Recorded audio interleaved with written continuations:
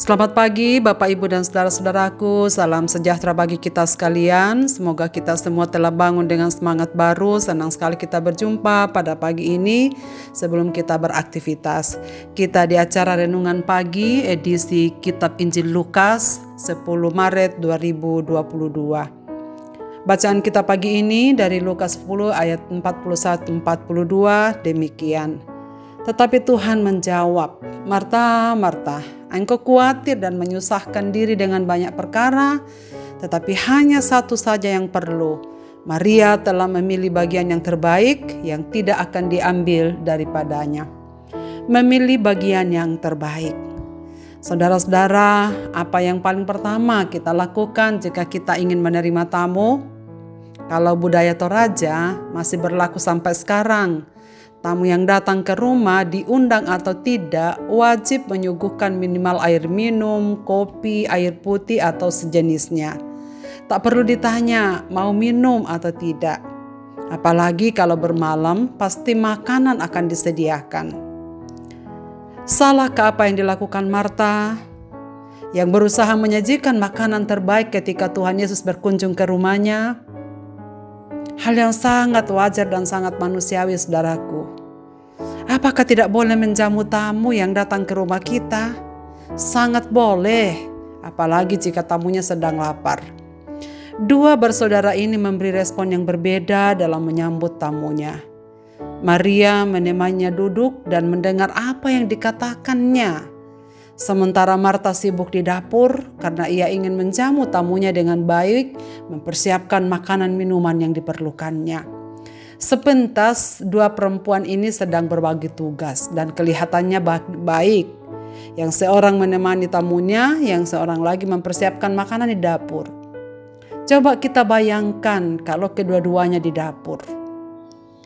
Cerita pertemuan Yesus dengan Maria dan Marta seringkali diambil sebagai sebuah contoh dari pergumulan umat Tuhan dalam keseharian hidupnya. Ada yang teguh pada prinsip menekankan perlunya melayani dalam masyarakat, apalagi pelayanan sosial mengasihi sesama.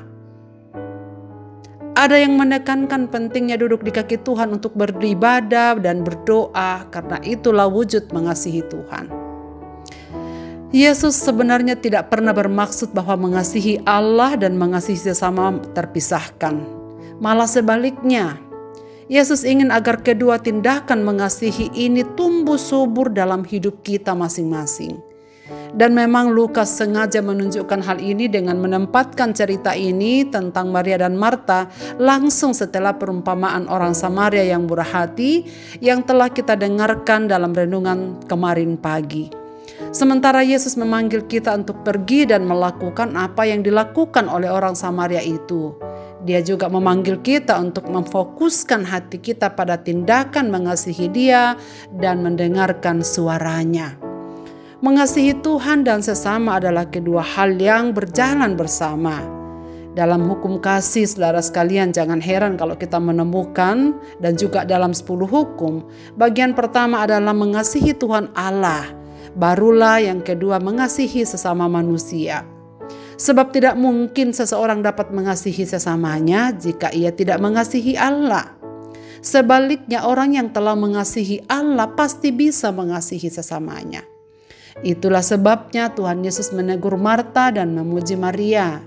Sebab Maria memang memilih yang prioritas, yang terutama dan yang pertama, yakni duduk di kaki Tuhan Yesus untuk mendengarkan perkataannya.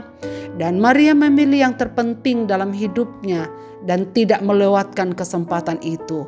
Sebab sang guru tidak akan selalu ada bersama-sama dengan mereka. Marta memang melakukan tindakan yang baik dan benar, tetapi kurang tepat. Sebab waktu itu yang prioritas adalah bagaimana mendengar apa yang dikatakan Yesus.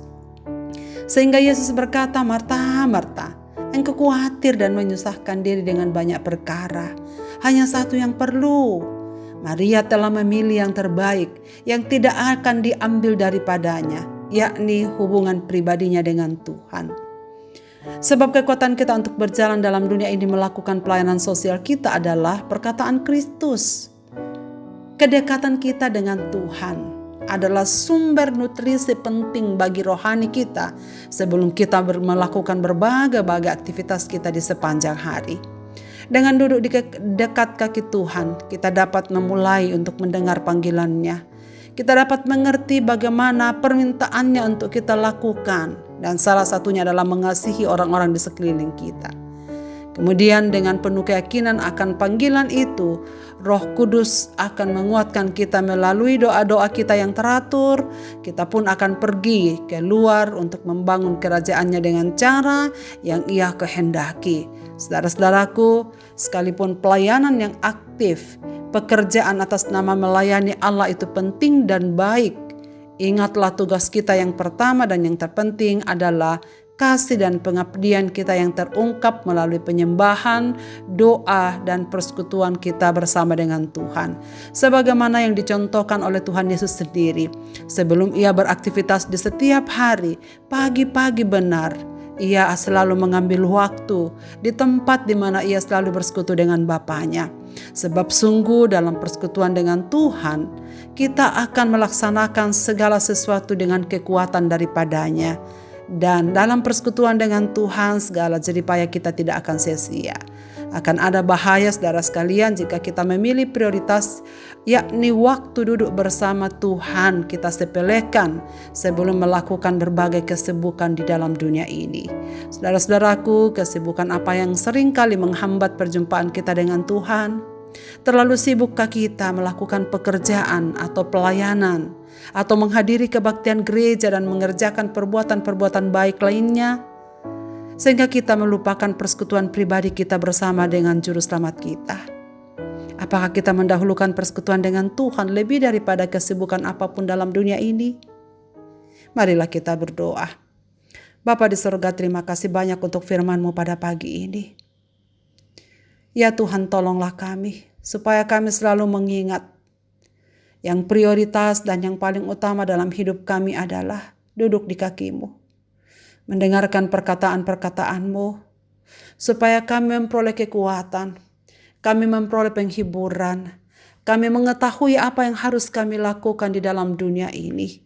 Sebab dalam persekutuan kami dengan Engkau Tuhan, kami percaya jeripayah kami di dunia ini tidak akan sia-sia.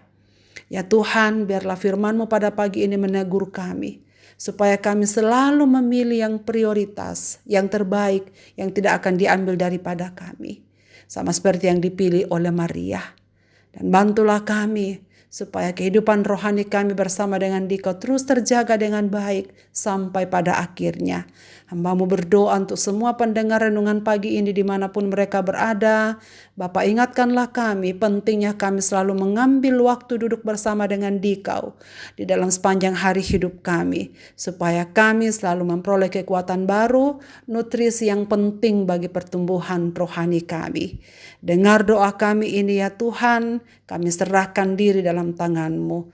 Demi nama Kristus Tuhan Juru Selamat kami datang kepadamu. Amin.